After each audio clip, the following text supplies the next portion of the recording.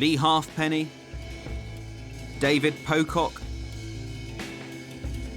Aaron Cruden, just a few of the game's current stars who have represented their countries at the IRB Junior World Championship. But for American Nate Ebner, it was a stepping stone to a very different ball game.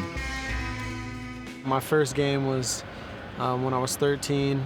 Played my first men's game because they don't have youth rugby in America at the time. So started playing high school and with the men's team in Columbus, Ohio, and I eventually got to go to a USA developmental camp, or like they do tryouts for the World Cups, and I was 16, 17 at the time, and made the World Cup team that first year and went to Dubai, and that's kind of where my rugby experience really took off.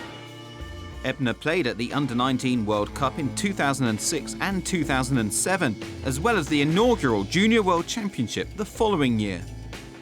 I learned playing from high school and then going to, Wales and playing South Africa, where every single, guy on the team is a professional, and, we're all, gathered up from high school teams playing. So that was an eye-opener. I learned a lot, though, and it really improved our game. I think the skill set was just at another level.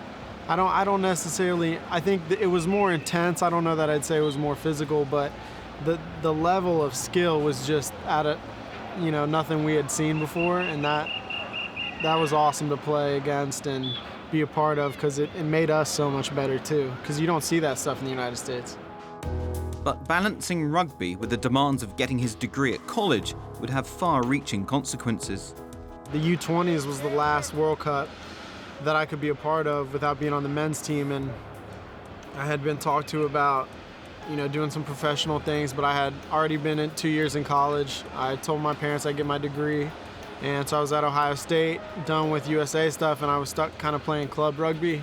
And that kind of regression from the national level and international play, not only the level of play, but just the professionalism as an athlete just isn't the same as being playing for your country as it is for a club team in college. Ohio State's gridiron scouts had spotted his potential. Rugby's loss would eventually be their gain. I wouldn't say I knew anything about football. I mean, I played when I was 8 years old, but that's not the same game as even in high school, and I didn't play football at all in high school. So going straight to the college level at a school like Ohio State, I had so much to learn. It was pretty humbling. I got in on athletic ability, but I had so much to learn. And but it was, what a great place to learn. I mean, you got some of the best coaches around teaching you, so I just tried to be a sponge and learn as much as I could about the game when I was there. His outstanding tackling attracted the attention of the NFL, and last year he was drafted by the New England Patriots. If there's one similarity between the two, I mean, obviously you got to tackle in both games, but not wearing any equipment in rugby, you got to tackle with some technique.